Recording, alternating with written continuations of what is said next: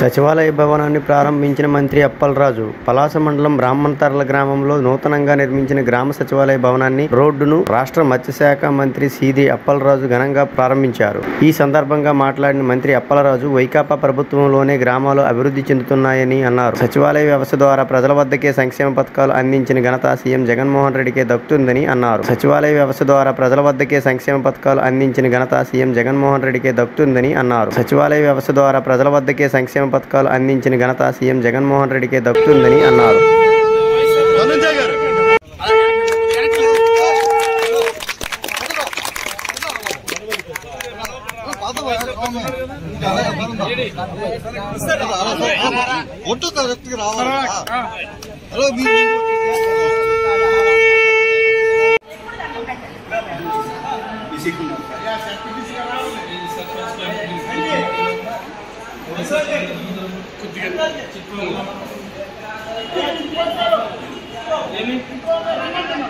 देख ले